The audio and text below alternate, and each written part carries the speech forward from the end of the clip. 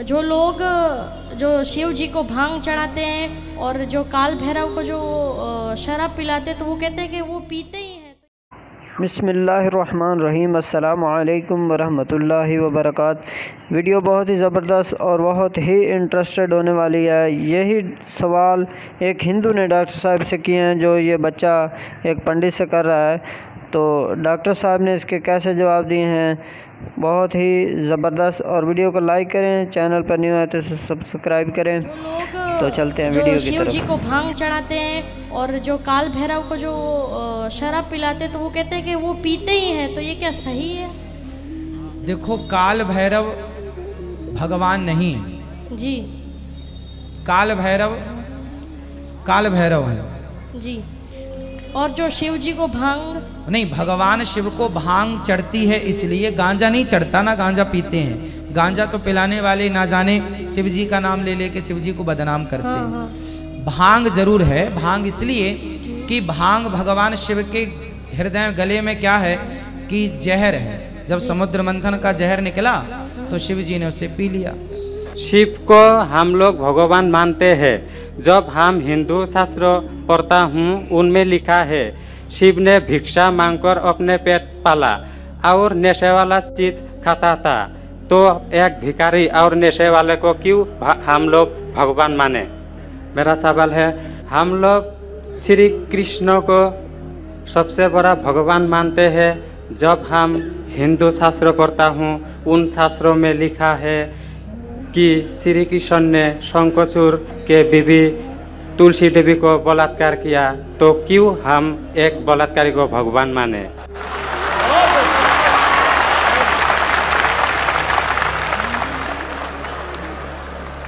भाई साहब का सवाल है कि हम श्री कृष्ण को भगवान मानते हैं, अगर उसने बलात्कार किया है तो बलात्कारी को भगवान क्यों माने? भाई साहब, जैसे मैंने कहा कि मैं हिंदू धार्मिक किताब पढ़ चुका हूँ, वेद पढ़ चुका हूँ, महाभारत पढ़ चुका हूँ, रामायण पढ़ चुका हूँ। और मैं जब पब्लिक में प्रचार करता हूँ तो मैं ऐसा प्रचार करता हूँ, अच्छी बातें कहता हूँ, पढ़ता हूँ सब कुछ, यकसानियत की बात करता हूँ और कहता हूँ, इख्तिलाफ की नहीं करता हूँ। आपने जो सवाल पूछे कि क्यों मानते, मैं आपसे पूछूंगा आप क्यों मानते? आप अगर कहते नहीं मानना चाहिए तो आप मत मानो। तो मैं समझता हूं कि अगर श्री कृष्ण सही में भगवान के अवतार है, अगर सही में पैगंबर है, तो कोई भी पैगंबर बलात्कार नहीं कर सकता है। सर, लिखा है तो बोई में लिखा है, किताब ग्रंथ में लिखा है। भाई साहब, मैं जानता हूँ, मैं आपका जवाब देता हूँ। मैं जानता हूँ, मैंने नहीं कहा कि आप गलत कह रहे, मैं आपको कह रहा हूँ ना। मिसाल देता हूँ मैं, लूत अलैहिस्सलाम कुरान में लिखा है कि अल्लाह के पैगंबर है, ठीक है। लेकिन श्री कृष्ण अल्लाह के पैगंबर है, कुरान में नहीं लिखा है। लेकिन अल्लाह के रसूल फरमाते हैं कि इस धरती पे 1,24,000 पैगंबर भेजे, नाम से 25 है। उन 25 में से एक का नाम लूत अलैहिस्सलाम है। जब मैं बाइबल पढ़ता हूं, बाइबल में लिखा है कि लूत अलैहिस्सलाम ने जिना किया अपनी बेटियों के साथ। जो आपके शास्त्र में लिखा है उससे बड़ा गुनाह लिखा है बाइबल में। तो मैं क्या कहता हूं, वो बाइबल में गलत लिखा है। लूत अलैहिस्सलाम पे मैं इल्जाम लगा ही नहीं सकता हूं, क्योंकि लूत अलैहिस्सलाम अल्लाह के पैगंबर है। अब समझिए ना। तो मैं कहता हूं कि वो चीज जो बाइबल में है वो मिलावट है। अल्लाह के पैगंबर कभी भी अपनी बेटियों के साथ जिना नहीं कर सकते। तो मैं कहता हूं लूत अलैहिस्सलाम पैगंबर है, लेकिन वो चीज गलत है।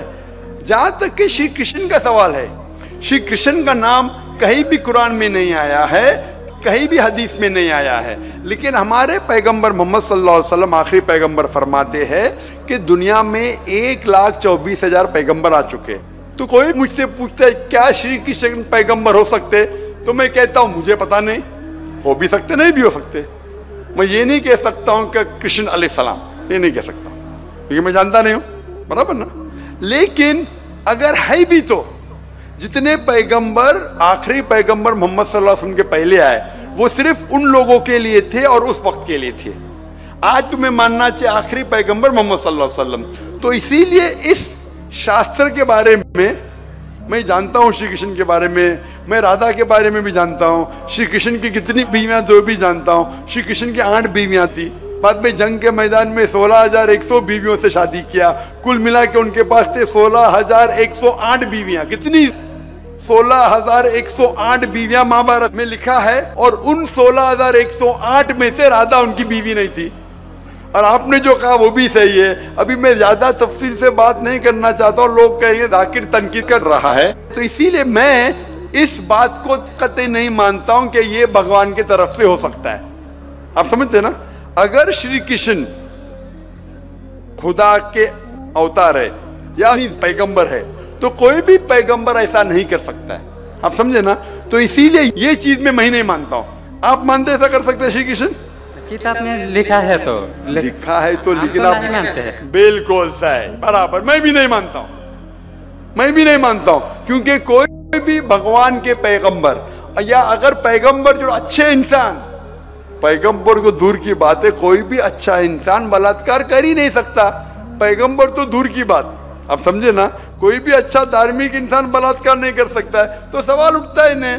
इसीलिए मैं लोगों के सामने ये सब पेश नहीं करता हूं, नहीं तो लोग बोलेंगे ये झगड़े लड़ा रहा है।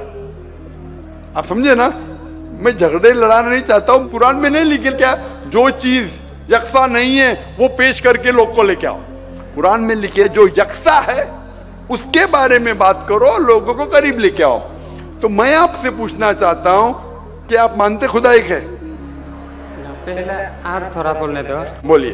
तो ग्रंथ में ऐसा क्यों लिखा गया है? कुरान में तो टॉप क्लास है, एक भी सवाल ऐसा नहीं है, क्लियर एकदम फर्स्ट क्लास है। क्यों लिखा बोलता हूं मैं? क्यों? क्योंकि जैसे मैंने पहले कहा कि वक्त के दौरान ये जितने किताबें कुरान के पहले आई वो महदूद थी, एक वक्त के लिए, एक लोगों के लिए। वक्त के दौरान बदलते गई और एडिशन आते गए। जैसा मैंने पहले कहा कि महाभारत असल में जब आप पूछेंगे पंडितों से, महाभारत सबसे पहली बार अर्जुन के ग्रैंडसन ने कहा था। महाभारत उस टाइम 8,000 श्लोक थे। उसने दोस्तों से कहा, बच्चों ने बाप ने बेटे से कहा, फिर वो बाप ने बेटे से कहा, अपने बेटे से कहा, कहने कहने से हो गए 24,000 श्लोक। अभी 8,000 से 24,000, 16,000 तो कोई ना कोई लिखाएगा ना, खुदा ने थोड़ी लिखे, वो तो इंसान ने लिखे। आज के तारीख में 1 लाख श्लोक है, तो ये सब मिलावट है ना, तो ऐसे मिलावट आती गई। इसीलिए मैंने जब पूछा कि अगर 1 गिलास पानी है, साफ पानी है, 1 कतरा गटर का पानी आपके सामने डालूंगा, आपके सामने डालूंगा, गंदा पानी, काला पानी, 1 बूंद उसे मिलाऊंगा तो नजर नहीं आएगा, आप वो पानी पीएंगे? क्यों? मिलावट है। अगर चुपके से किसने मिलाया आपको नहीं पता तो शायद पी लेंगे, बराबर ना? तो जब पता चल गया कि मिलावट है बाकी शास्त्रों में, तो साफ और सुथरे शास्त्रों की तरफ आओ ना। इसमें एक भी मिलावट नहीं है। चैलेंज है कुरान में, कुरान का चैलेंज है। इसीलिए जो लोग तनकीद करने की कोशिश करते हैं, एक फेमस आदमी है विलियम मोर, जो बहुत तनकीद करता है इस्लाम का।